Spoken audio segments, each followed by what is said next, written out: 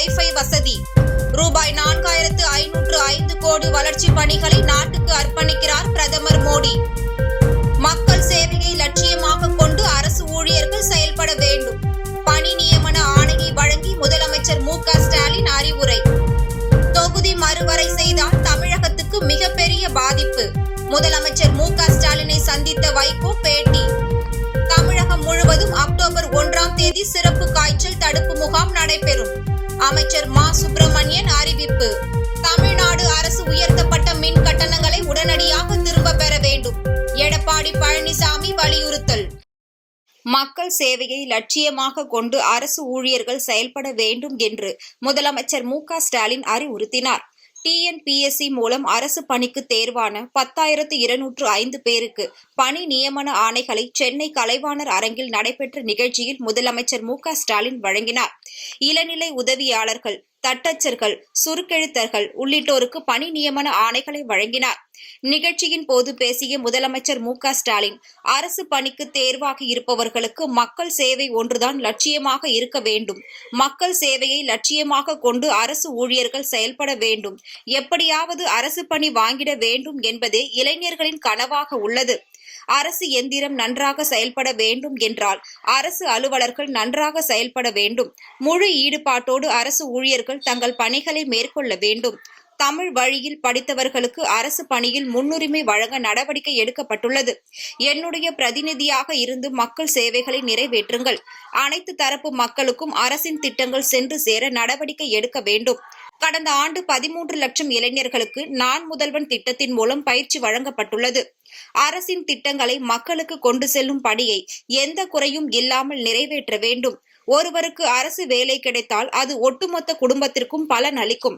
முதலமைச்சராக இருந்தது மட்டுமல்ல, தந்தை நிலையில் இருந்தும் வாழ்த்துகிறேன் என்று பேசினார். தொகுதி மறுவரை செய்தால் மிகப்பெரிய அளவில் தமிழகத்துக்கு பாதிப்பு ஏற்படும் என்று மதிமுக பொதுச் செயலாளர் வைகோ தெரிவித்துள்ளார். திமுக தலைமை அலுவலகமான அண்ணா அறிவாலயத்தில் மதிமுக பொதுச் செயலாளர் வைகோ தமிழக முதல்வர் மு.க. ஸ்டாலினை சந்தித்து பேசினார். பின்னர் செய்தியாளர்களை சந்தித்த அவர், திமுக கூட்டணியில்தான் மதிமுக இருப்பதாகவும், திமுக கூட்டணி எந்த சலசலப்பும் இல்லாமல் அமைதியாக நீரோடை போல சென்று கொண்டிருப்பதாக தெரிவித்தார். மேலும் அதிமுக பாஜக கூட்டணி முறிவு குறித்த கேள்விக்கு, அதிமுக பாஜக கூட்டணி முறிவு என்பது உண்மையா அல்லது நாடகமா என்பது காலப்போக்கில்தான் தெரியும் என்றார். அவங்க உண்மையிலே செய்யறாங்களா, இதுல ஒரு நாடகமாங்கிறது காலப்போக்கில் தான் தெரியும். தொகுதி மறுவரையறை குறித்து கேட்கப்பட்ட கேள்விக்கு பதிலளித்துள்ள வைகோ, தொகுதி மறுவரையறை செய்தால் மிகப்பெரிய அளவில் தமிழகத்திற்கு பாதிப்பு ஏற்படும் என தெரிவித்தார். மிகப்பெரிய அளவில் தமிழ்நாட்டுக்கு பாதிப்பு ஏற்படும். நமக்கு 8 MP குறையலாம். அவங்களுக்கு மத்திய பிரதேச, உத்தரப்பிரதேசங்களுக்கெல்லாம் அதிகமாக கூடும். அப்படி வரும்போது இந்தியாவினுடைய மொத்த வரைபடத்தில் நம்முடைய எண்ணிக்கை குறையும் போது அதனுடைய விளைவுகள் இந்திய ஒற்றுமைக்கும் ஒருமைப்பாட்டுக்கும் விரோதமாக இருக்கும். இந்தியாங்கிற ஒரு அமைப்பு, ஒரு நாடு என்கிற இன்னைக்கு இருக்கக்கூடிய நினைப்பே போயிடும். அதனுடைய விளைவுகள் எல்லா மாநிலங்களிலும் எதிர் விளைவுகள் ஏற்படும். மிகப்பெரிய சோதனையில் போய் முடியும். குஜராத்தின் அகமதாபாத் நகரில் சயின்ஸ் சிட்டியில் நடந்த ரோபோ கண்காட்சியை பிரதமர் மோடி பார்வையிட்டார். குஜராத்தின் அகமதாபாத் நகரில் சயின்ஸ் சிட்டிக்கு பிரதமர் மோடி இன்று பார்வையிட்டார். இந்த நிகழ்ச்சியில் பிரதமர் மோடியுடன் கவர்னர் ஆச்சார்யா தேவவிரத் மற்றும் முதலமைச்சர் பூபேந்திர பட்டேல் ஆகியோரும் கலந்து கொண்டனர். நிகழ்ச்சியில் தொழில் கூட்டமைப்புகள், வர்த்தக பிரிவை சேர்ந்த பிரபல நபர்கள், இளம் தொழில் முனைவோர்கள், உயர்நிலை மற்றும் தொழில்நுட்ப கல்வி கல்லூரிகளை சேர்ந்த பலர் கலந்து கொண்டனர். இந்த பயணத்தின் போது பிரதமர் மோடி துடிப்பான குஜராத் சர்வதேச உச்சி மாநாட்டையும் தொடங்கி வைத்துள்ளார். குஜராத்தில் 22 மாவட்டங்களில் கிராமப்புற வைஃபை வசதிகள் உட்பட ரூபாய் 5,206 கோடி மதிப்பிலான வளர்ச்சி பணிகளை அவர் சோட்டா உதய்பூரில் தொடங்கி வைக்க உள்ளார். இந்த வைஃபை வசதிகளால் 7,500 கிராமங்களை சேர்ந்த 20 லட்சம் பேர் பயனடைவார்கள். இதுபோன்று திறன் திட்டங்களுக்கான பள்ளிகள் இயக்கத்தின் கீழ் ரூபாய் 4,505 கோடி மதிப்பிலான வளர்ச்சி பணிகளையும் பிரதமர் மோடி தொடக்கி வைத்து நாட்டுக்கு அர்ப்பணிக்கிறார். தமிழகம் முழுவதும் அக்டோபர் 1ஆம் தேதி 1000 இடங்களில் சிறப்பு காய்ச்சல் தடுப்பு முகாம் நடைபெறும் என மக்கள் நல்வாழ்வுத்துறை அமைச்சர் மா. சுப்பிரமணியன் தெரிவித்துள்ளார். சென்னை சைதாப்பேட்டையில் கர்ப்பிணி பெண்களுக்கு சமுதாய வளைகாப்பு நிகழ்ச்சி மக்கள் நல்வாழ்வுத்துறை அமைச்சர் மா சுப்பிரமணியன் தலைமையில் 200க்கும் மேற்பட்ட தாய்மார்களுக்கு வளைகாப்பு நிகழ்ச்சி நடைபெற்றது. பின்னர் செய்தியாளர்களிடம் பேசிய அமைச்சர் மா சுப்பிரமணியன், உடல் உறுப்பு தானம் செய்பவர்களுக்கு அரசு மரியாதை செய்யப்படும் என முதல்வர் அறிவித்த பிறகு அது பெரிய அளவில் மிகப்பெரிய மாற்றத்தை கொண்டு வந்துள்ளதாக கூறினார்.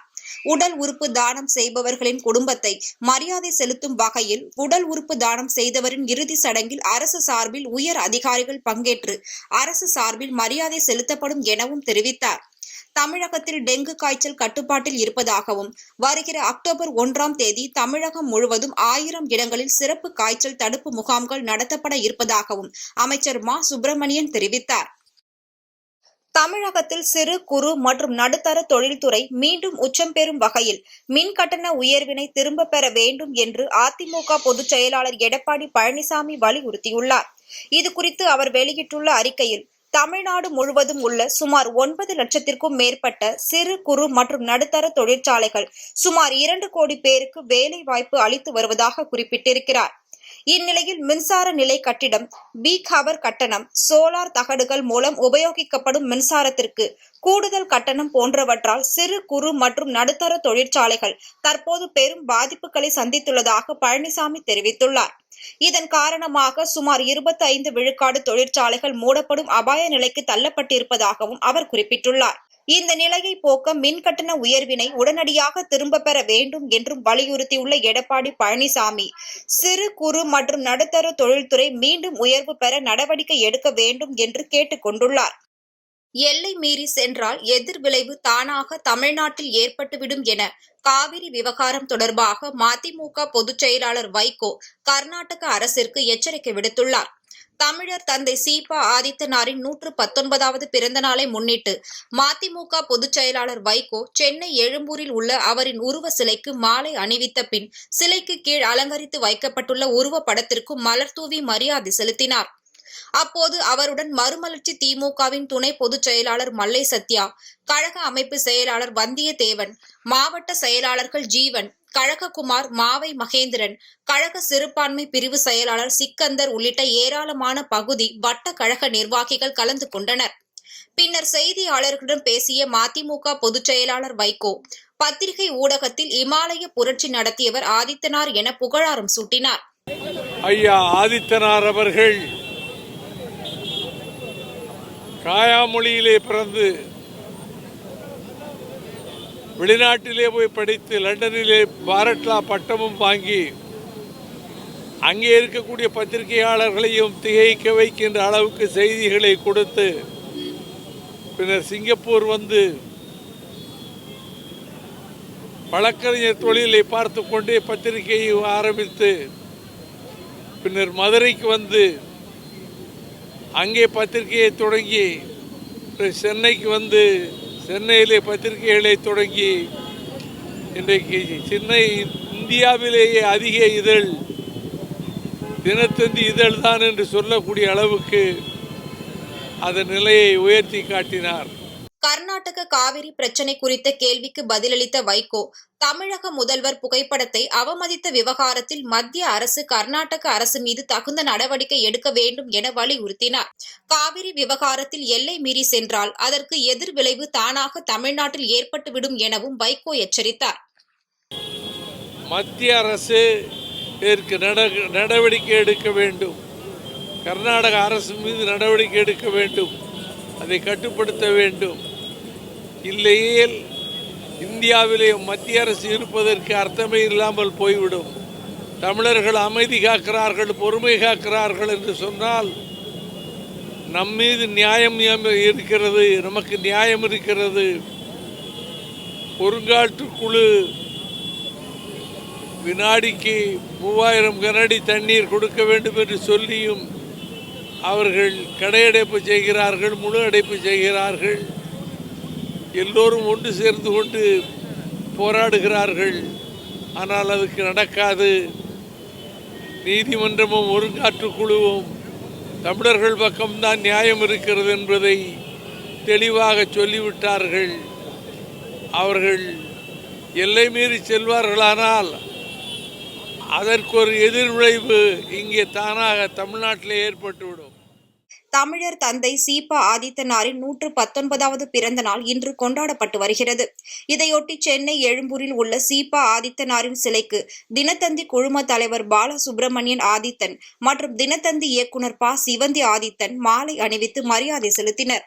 சீபா ஆதித்தனாரின் பிறந்த நாள் அரசு விழாவாக கொண்டாடப்பட்டு வரும் நிலையில் சென்னை எழும்பூரில் உள்ள அவரது உருவ சிலைக்கு கீழே உள்ள உருவ படத்திற்கு தமிழக அரசு சார்பில் அமைச்சர்கள் மா. சுப்பிரமணியன், சாமிநாதன், சேகர் பாபு, அனிதா ராதாகிருஷ்ணன், சென்னை மேயர் பிரியா உள்ளிட்டோர் மாலை அணிவித்து மரியாதை செலுத்தினர்.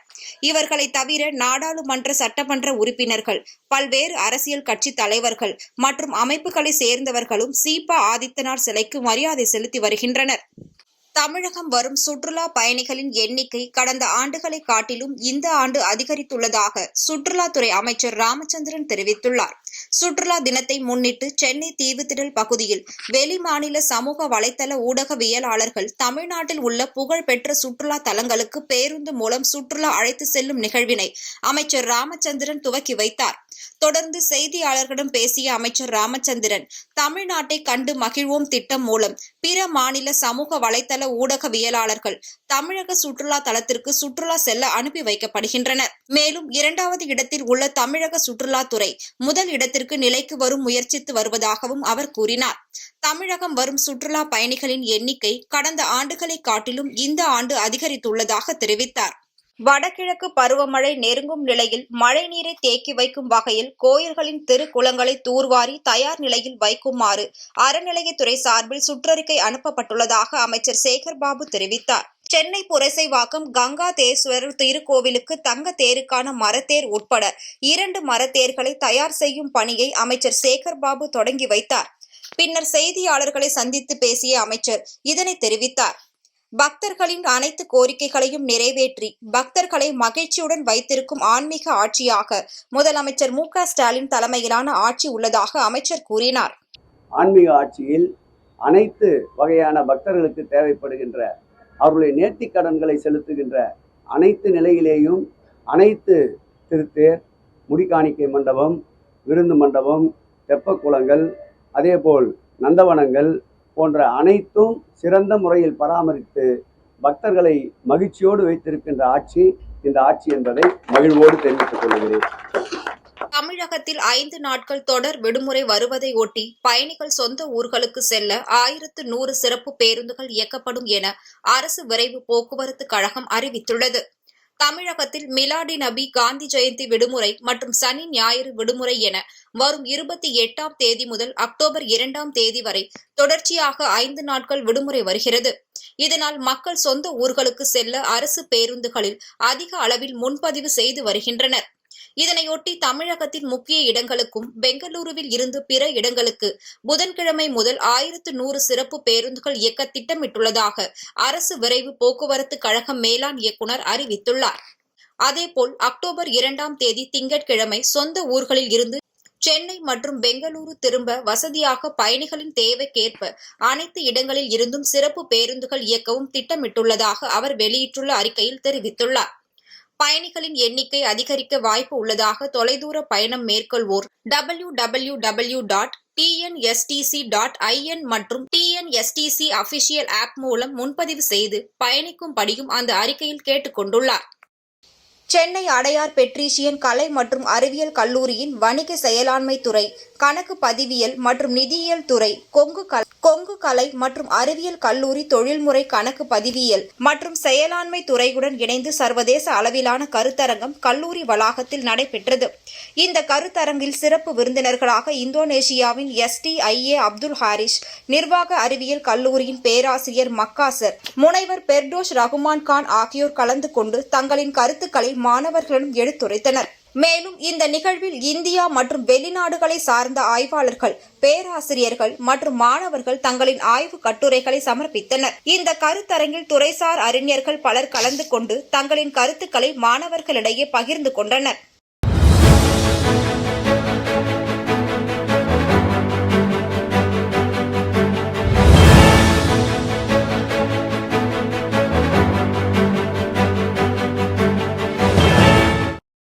வேலூர் வேலூர் மாவட்டம் சத்துவாச்சாரியில் ஊராட்சி தலைவர் பாபு தலைமையில் திட்டக்குழு கூட்டம் நடைபெற்றது. இதில் மாவட்ட ஆட்சியர் குமாரவேல் பாண்டியன் பங்கேற்று பேசுகையில், என்னென்ன திட்டங்கள் செயல்படுத்த வேண்டும், என்ன கோரிக்கைகள், மக்களுக்கு தேவையான அடிப்படை வசதிகளை செய்து தர வேண்டும் என திட்டக்குழு உறுப்பினர்களிடம் கேட்டறிந்தார். இதுபோன்று ஊரக வளர்ச்சி மற்றும் ஊராட்சி முகமை திட்ட இயக்குனர் அலுவலகத்தில் பெண் ஊராட்சி மன்ற தலைவர்களுக்கான கூட்டம் மாவட்ட ஆட்சியர் குமாரவேல் பாண்டியன் தலைமையில் நடைபெற்றது.